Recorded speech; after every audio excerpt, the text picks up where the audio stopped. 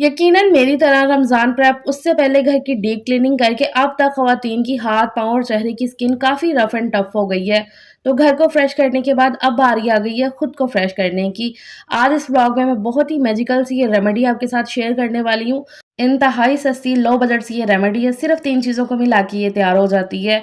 आई guaranteed अभी से इसे लगाना शुरू करो तो चाँद रात पे आपको पार्लर जाने की ज़रूरत ही महसूस नहीं होगी। घर चमक गया, अब बारी है खुद को चमकाने की। क्योंकि मैं समझती हूँ एक कामयाब औरत वही है जो घर के साथ-साथ अपना ख़्याल रखना भी बखूबी जानती हो। चलो करते हैं आज सेल्फ केयर पे बात, साथ बनाते हैं कुछ मज़ेदार और करते हैं बची-कुची सी रमज़ान की तैयारियाँ।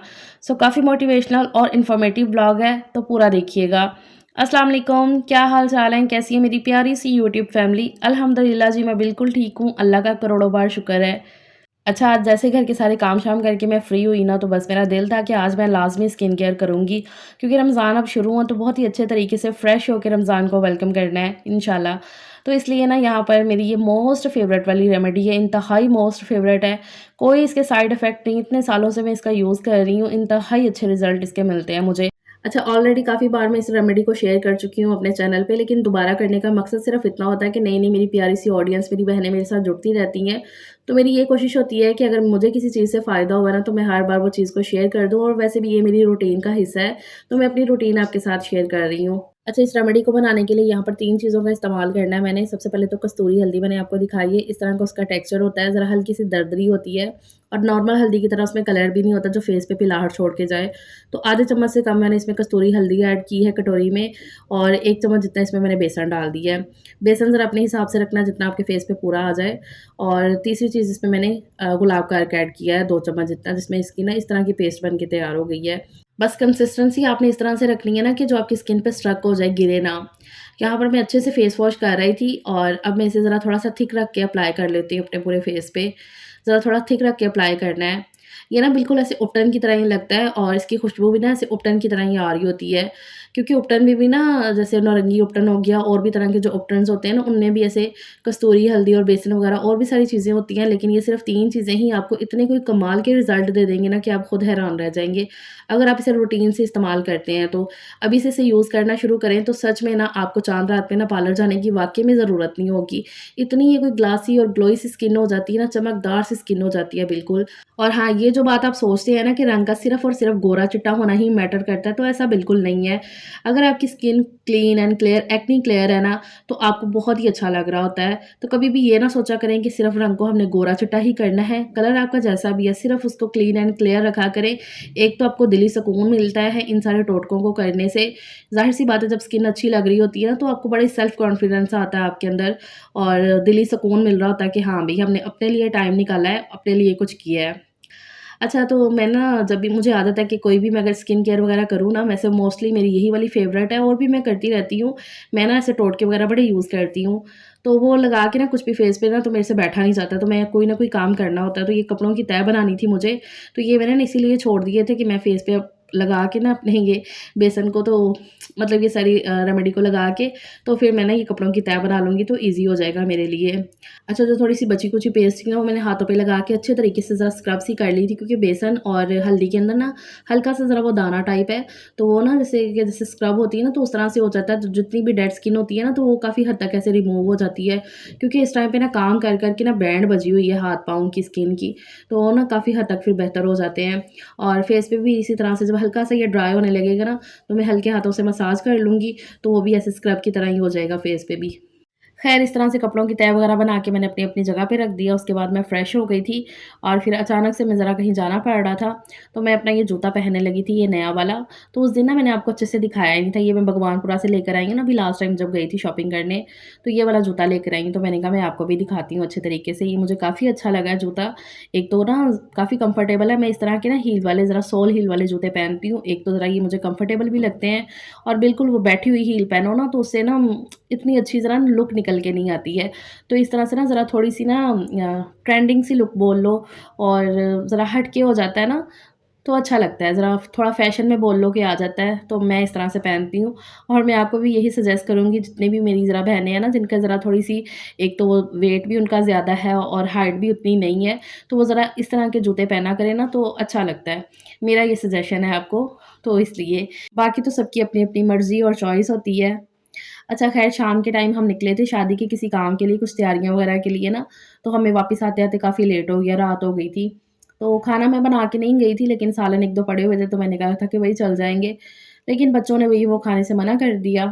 तो फिर मैंने कहा कि चलो अभी जब कुछ समझ ना ना और उस टाइम ये शामी कबाब की याद आती है, तो बस फटाफट से मैंने फ्रीज़र से निकाले शामी कबाब और यहाँ इनको एक साइड पे मैंने फ्राई करने के लिए रख दिया है। अच्छा जब भी फ्रीज़ किए हुए शामी कबाब को फ्राई करना हो ना, तो एक तो हल्के गरम तेल में इनको डालो और दूसरा ना आँच भी बहुत ही धीमी रख के ना तो इनको फ्राई करो ना, तो आहिस्ता-आहिस्ता वो अंदर तक फिर पक जाते हैं। अच्छा यहाँ पर मैं इनके लिए ना सबके लिए बर्गर्स बना लूँगी। बाहर से जब घर आओ ना, एक तो ना काफ़ी चीज़ों की क्रेविंग हो रही होती है और दूसरा ना इतनी कोई हिम्मत नहीं होती कुछ भी ज़्यादा ना पकाने वगैरह की। तो फिर मुझे ना यही समझ में आया कि चलो भी सबके लिए बर्गर बन जाएँगे और जो फ़ास्ट फूड की ज़रा क्रेविंग हो रही है ना, वो भी कम हो जाएगी, ख़त्म हो जाएगी। और बच्चों का ना वीक में 1 या 2 दफ़ा ऐसा होता है कि उनको फ़ास्ट फूड ना दिल करता ही है खाने को। तो ये शामी कबाब बना के रखे हो ना, तो मैं घर में ही हमेशा शामी अंडे वाले बर्गर बनाती हूँ। कभी भी बाहर से मेरे घर में शामी अंडे वाले बर्गर नहीं आए हैं। दूसरे जो ज़िंगर वगैरह हो गया, ये पैटी बर्गर ये वाले बोल लो, तो वो आ जाते हैं। शवारमा भी बाहर से मँगवा लेते हैं, 1-2 जगह का पसंद है।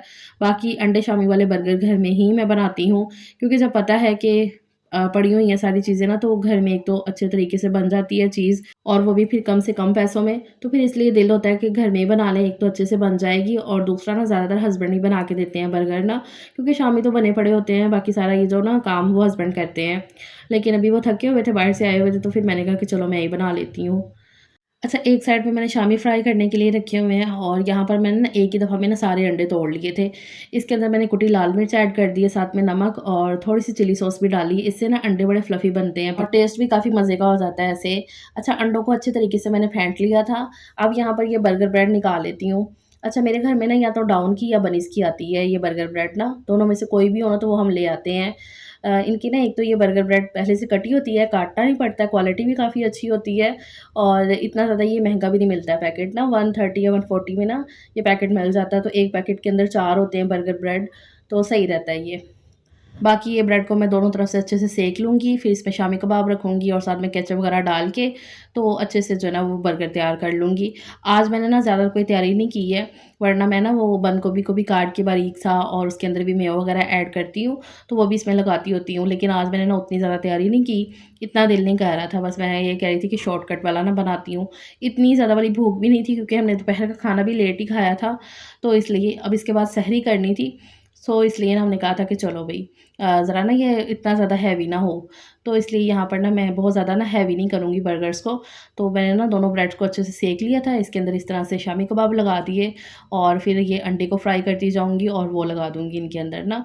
तो इस तरह से ना आप इफ्तार के टाइम पे भी बना के तैयार कर सकते हो कि शामी कबाब तो आई थिंक हर घर में बने ही होंगे। तो इफ्तार के लिए ना ये बहुत ही अच्छा सा इफ्तार बन के तैयार हो जाता है, फुल-फिल सा भी होता है और फ्राई भी नहीं है ज़्यादा, तो खाने में ज़रा बच्चों को टेस्टी भी लगता है मज़े का और दूसरा ना फ़ास्ट फूड एक हो जाता है ना, तो ये भी बड़ी अच्छी ऑप्शन है इफ्तार के लिए आप बना सकते हो। और हाँ, मैंने ना यहाँ पे एक बात पूछनी है आपसे कि मुझे बताइएगा कि रमज़ान में मैं किस टाइम पे व्लॉग अपलोड किया करूँ? मतलब कि सुबह के टाइम या इफ्तार के बाद व्लॉग अपलोड करूँ? मेरा दिल कर रहा है कि मैं इफ्तार के बाद व्लॉग अपलोड करूँ, क्योंकि ज़ाहिर-सी बात है इसमें कुकिंग वगैरह होगी खाने-पीने का ना, तो अगर रोज़े की हालत में देखो ना तो एक अजीब-सा होता है, हालाँकि ऐसी कोई बात नहीं है, लेकिन फिर भी मेरा दिल ये बात कह रहा है। तो आप मुझे बताइएगा क्या मैं सुबह के टाइम ऐसे 10-11 बजे व्लॉग अपलोड करूँ या इफ्तार के बाद करूँ? तो बताइएगा मुझे। वैसे मेरे लिए ना आसान जो है ना वो सुबह के टाइम ही है 10-11 बजे। इफ्तारी के बाद पता नहीं क्या रूटीन होती है, ज़ाहिर-सी बात है फिर उस रूटीन में आना पड़ेगा। बाकी आप लोग मुझे बताइएगा क्या मैं करूँ? इफ्तार के बाद करूँ व्लॉग अपलोड या सुबह के टाइम कर दिया करूँ ना? तो ये मैं आप सब पे छोड़ती हूँ, आप सब डिसाइड करें। तो मुझे बताइएगा फिर जिस चीज़ पे ज़्यादा कमेंट होंगे ना तो फिर उसी हिसाब से ना कर लेंगे सब। अच्छा यहाँ पर ना मैंने शामी कबाब लगा दिए थे बर्गर के अंदर और फिर अंडा फ्राई करके भी ना तो इस तरह से जो है ना उनके पीसेस करके मैं लगाती गई थी। अब दोनों तरफ से ना बर्गर को ऐसे सेक लेते हैं, तो इस तरह से जी मज़ेदार से बर्गर हमारे बन के तैयार हो जाते हैं। होममेड इज़ द बेस्ट है, मैं हमेशा ये बात कहती हूँ। घर में बनाओ मज़ेदार भी लगती है चीज़ और ज़ाहिर-सी बात है जितनी मर्ज़ी आप खा लो, आपको ना ही ज़्यादा बहुत ही उकताहट होती है और ना ही कोई पेट वगैरह ख़राब होने का ना वो ख़दशा होता है। तो ख़ैर अच्छा वो सब कर लिया था और रमज़ान की तैयारी ना मेरी थोड़ी-सी बाकी रह गई थी ये वाली करने वाली कि ना मैं ये खजूरों को भी भर के रखती होती हूँ हर साल, तो फिर मैंने कहा ये भी मैं आपको दिखा देती हूँ। तो इफ़्तार के लिए जो खजूरें बनानी है ना, तो उसके लिए मैंने यहाँ पर ना खजूरों के अंदर से ये गुठलियाँ निकलवा ली थी बच्चों से। सलीम ने और बच्चों ने बैठ के ना ये काम कर दिया था, इसके अंदर गुठलियाँ निकाल दी थी और उसके ऊपर की वो जो डंडी होती है ना वो उतार दी थी। तो अब इसके अंदर मैंने सिर्फ़ ये बादाम रखना है और ऊपर से ये मलाई ऐड करनी है। अच्छा ये मलाई जो ना होममेड है, जो दूध गर्म करके उसकी मलाई उतार के मैं रखती हूँ ना, तो वही मैंने फ्रीज़र से निकाल के ज़रा बाहर रख दिया था। जब ये रूम टेम्परेचर पे आई ना, तो इसको ज़रा मैंने फेंट लिया था। अब यहाँ पर ना ये खजूर के अंदर मैंने इस तरह से ये बादाम के ना मैंने एक बादाम के 2-2 3-3 पीस कर लिए थे। तो बस ये खजूर के अंदर पहले मैंने बादाम रखा, ऊपर से मलाई डाली और इस तरह से ना खजूर को अब बंद कर देना है।